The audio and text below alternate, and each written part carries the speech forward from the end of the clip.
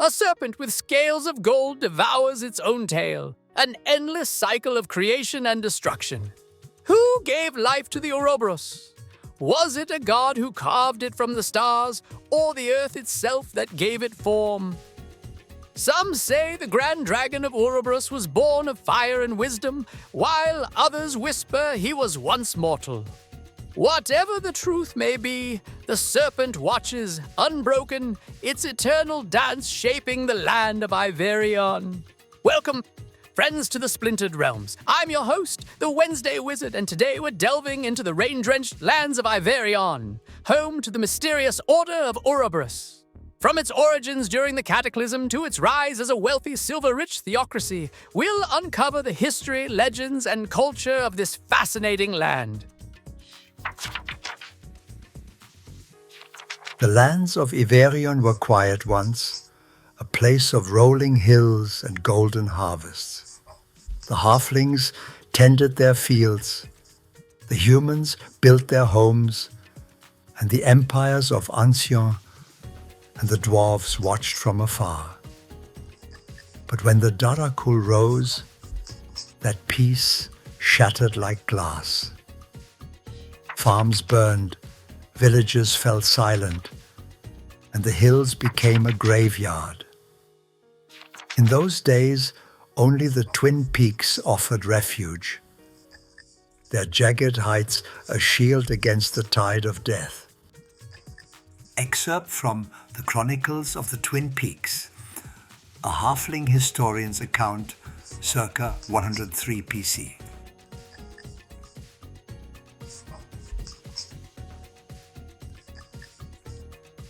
Before the Cataclysm, Iverion was a rural backwater, a contested land caught between the magiocracy of Ancient and the Grand Dwarven Empire. Its hills and forests were dotted with halfling villages and small human settlements. When the Darakhul Plague swept across the continent, Iverion's quiet existence ended. With the great empires collapsing, the farms and villages of Iverion were abandoned to chaos. Amid the devastation, the Valley of the Twin Peaks became a sanctuary. There, an ancient monastery sheltered refugees, protected by the enigmatic Grand Dragon of Ouroboros. This monastery, and the wisdom it preserved, became the foundation for the Iverion we know today. Like the serpent that devours its tail, we are both destroyer and creator. It is through discipline, reflection, and balance that we may walk the eternal path, turning destruction into renewal and ignorance into enlightenment. A passage from the Scroll of Virtues, Renovatio.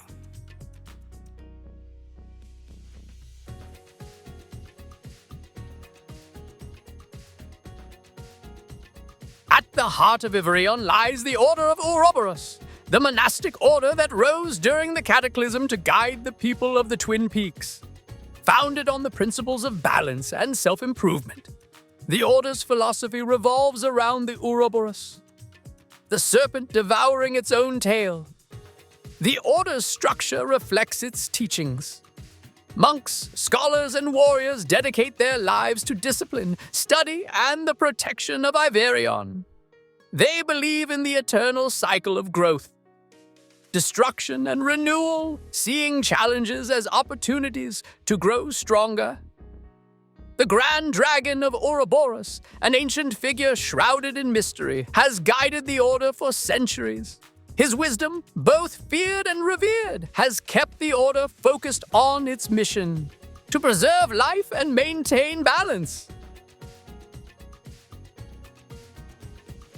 A fragment of an intercepted Goblin War chant, circa 1150 PC, the chant of the Iron Marchers. We march as one. The hills will burn, the rivers will run red, and the fields will sprout the bones of our foes. We march for Ugbek. We march for freedom. Our claws carve the earth. Our blades carve the skies. Our drums shake the heavens and our voices rise. The grass will wither beneath our tread. The stones will cry out for the blood we shed. No chains will bind us, no gods will stop us. We rise with the dawn. We march with the storm. We are the fire that will keep this land warm. For every tree they fell, 10 more shall rise. For every life they steal, we claim the skies. We march as one, through ash, through stone, through the bones of kings. For Ugbek, for freedom, for all that we sing. The hills will burn, the rivers will run red, and the fields will sprout the bones of our foes. We march as one.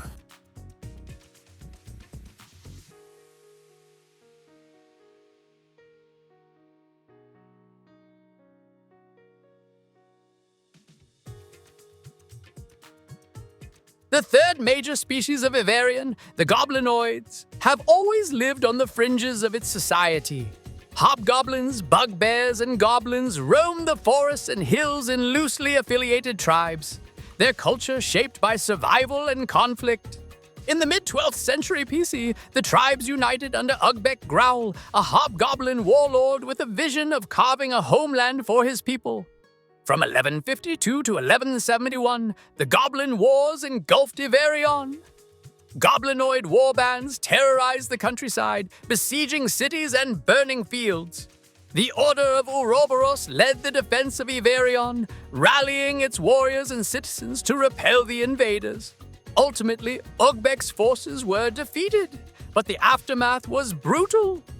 Goblin culture was systematically erased, their tribes scattered, and their people hunted down. Today, goblinoids are a rare and often reviled presence in Iverion, their once proud culture reduced to whispers and ruins.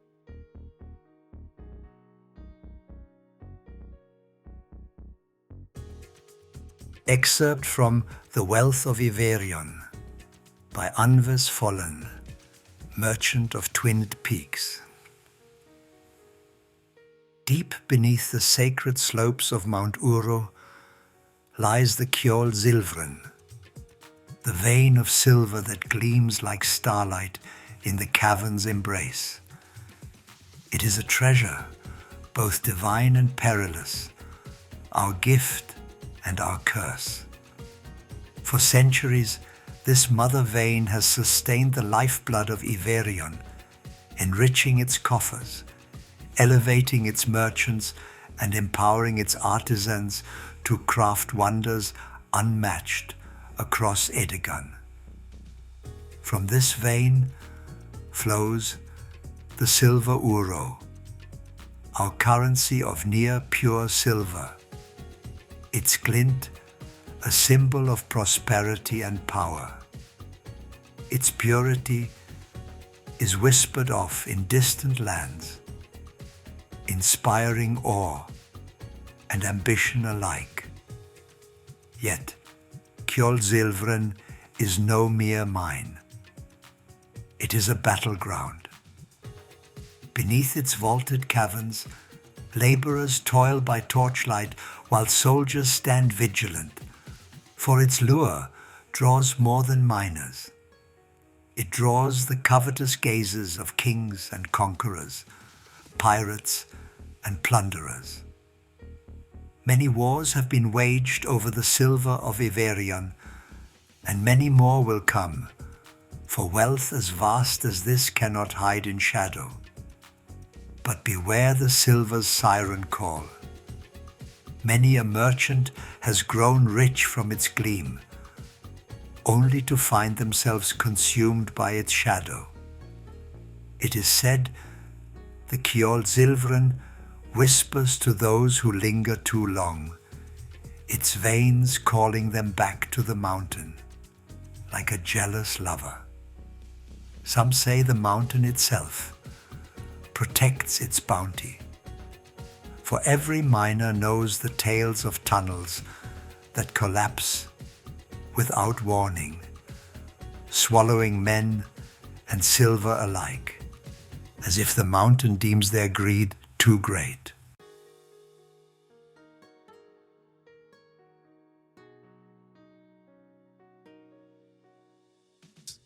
The discovery of the Kjol Silveren, the largest silver mine in the world, transformed Iverion into an economic powerhouse. Located deep within Mount Uro, the mine produces a seemingly endless supply of silver, fueling the kingdom's wealth and the Order's ambitions. Silver is woven into every aspect of Iverion's identity. The silver Uro, a nearly pure silver coin, is the foundation of its economy. Even the Order's sacred symbols are adorned with the gleaming metal, representing purity and divine favor. No discussion of Iverion would be complete without mentioning the illustrious Iverion Silver Guild. This organization, often called the lifeblood of the nation's economy, is responsible for overseeing the mining, refining, and trade of silver extracted from the Kjol Silveren, the largest silver mine in the known world. Founded in the early days of Iverion's reconstruction after the plague, the guild has grown into a powerful entity, wielding influence not just over local politics, but also across Edegan. Their hallmark is the silver Uro, a nearly pure silver coin that serves as Iverion's primary currency and a symbol of its wealth. The guild's meticulous standards and innovative mining techniques ensure the purity of their silver, making it a sought-after commodity for trade, weaponry, and even mystical applications. Yet, the Silver Guild's prominence is not without its controversies. The mine's riches have sparked conflicts with neighboring powers, like Rosalhine, and even tensions with the Dwarves and Torrum, who suspect traces of Duranite, the coveted god metal, may lie within the Kjol Silveren. Internally, the guild is a labyrinth of bureaucracy, balancing the demands of wealthy investors with the needs of the miners who toil in its depths. Despite this, the guild plays a critical role in maintaining Iverion's infrastructure, funding everything from river trade networks to public works. For many Iverians, the Silver Guild embodies both the promise and peril of prosperity, a gleaming beacon of opportunity shadowed by the weight of its influence. Journal of Captain Maren Rulath, Siege of Twin Peaks, year 1098 PC, day 2403. Morning light. The air this morning is thick with ash, though no fires burn in our camp. Rosalhine dragon riders circled the peaks last night, their wing beats heavy with warning. For over a decade, they have kept us caged here, their siege relentless. Supplies grow thinner by the day. The bread we baked this morning crumbled like sand in my hands. I hear the cries of the children in the lower city. They cannot understand why the world has turned against them. Our scouts report that Hayden Coronathius himself has joined the southern encampment, his banners flying high. His arrogance is insufferable, his ambitions insidious. His soldiers claim the Kjol Silveren belongs to them. Yet it is we who bled for it, who shaped its depths with hammer and prayer. Their greed knows no bounds. Silver is not enough for them. They demand our land, our people, and our lives.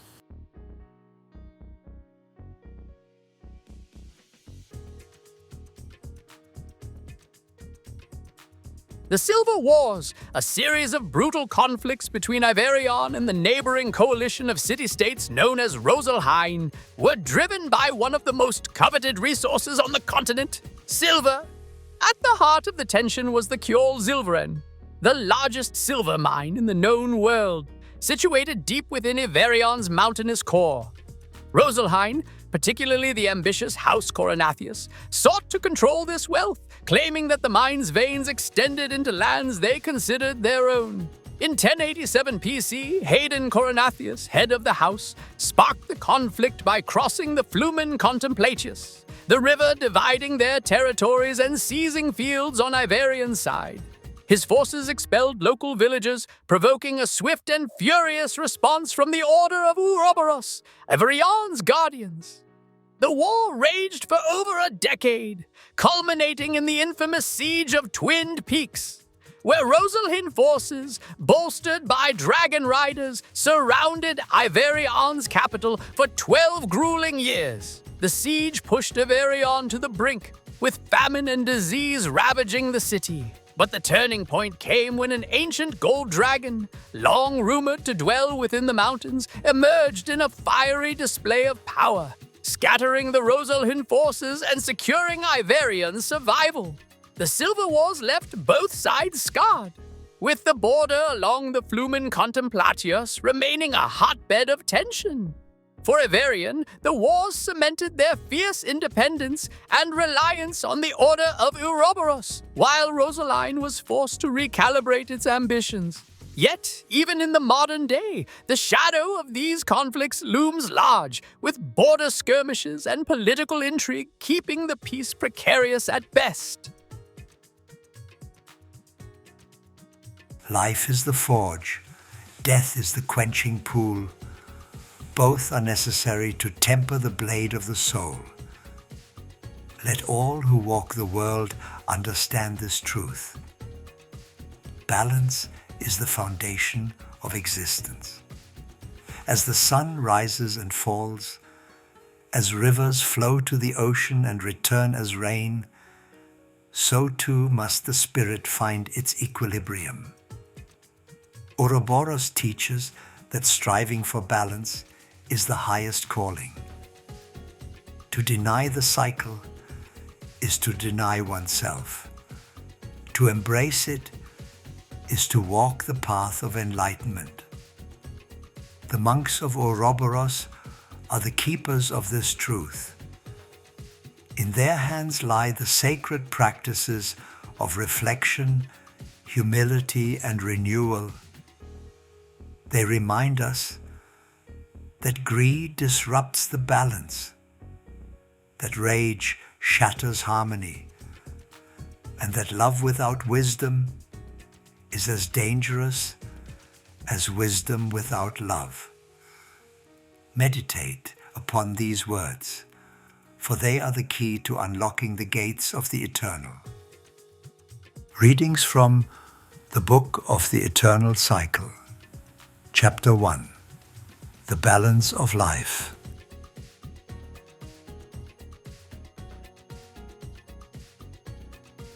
The culture of Iverion is deeply rooted in its monastic traditions and the teachings of the Order of Ouroboros. Central to their way of life is the philosophy of balance, represented by the Ouroboros symbol, a serpent devouring its own tail, signifying eternity and renewal.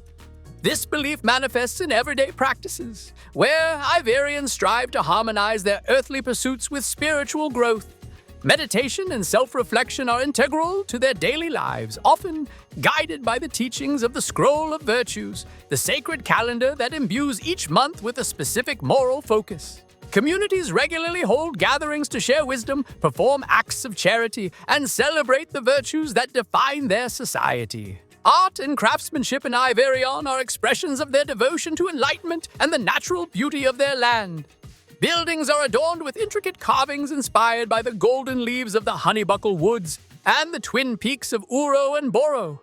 Iverion's art is understated yet profoundly symbolic, with every detail imbued with meaning. Music plays a significant role in their culture, often performed in rain-soaked courtyards or during festivals. Traditional instruments like the silver-stringed lyre and the hydral flute evoke the rhythm of rainfall and the flowing rivers that sustain their livelihoods. Culinary traditions in Iverion reflect both the bounty of their environment and their disciplined philosophy. Meals are simple yet nourishing, emphasizing local ingredients such as apples, honey, and river fish. Applewood smoked meats, honey glazed breads, and fermented beverages like spiced cider are staples of Iverion cuisine. Communal meals are sacred events, bringing families and neighbors together to share both sustenance and wisdom. This emphasis on unity and shared purpose permeates all aspects of their culture, fostering a society that values introspection, resilience, and mutual support in the face of life's challenges. Closing hymn, the eternal circle. Ouroboros, endless and unbroken, guide our steps through shadow and flame. Through the mountains and rivers of life, may your cycle renew our name. Thus is the teaching of Ouroboros, as written in the book of the eternal cycle. Let it guide your days and strengthen your nights. In every ending, find a beginning. In every failure, find the seed of triumph. Walk the cycle, and you will never walk alone.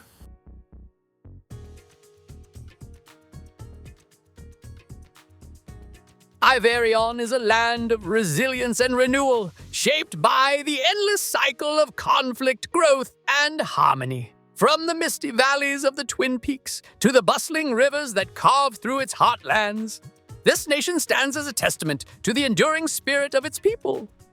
The teachings of Ouroboros echo in every corner of Iverion, reminding its citizens to embrace balance, find strength in unity, and seek enlightenment through the cycles of life. Whether in their devotion to the Order of Ouroboros, their artistry in silvercraft, or their tenacity in the face of conflict, the Iverians embody a culture that is as radiant as the silver that flows from their minds. If you're as captivated by the depth and intricacies of Iverion as we are, make sure to like this video and subscribe to the channel for more explorations into the Splintered Realms. Share your thoughts on the lore in the comments below. What intrigues you most about Iverion's history, culture, or religion? And don't forget to check out the link in the description to our World Anvil page, where you can dive deeper into the tales, legends, and mysteries of the Splintered Realms. Until next time, remember, the cycle turns, but the light of knowledge is eternal.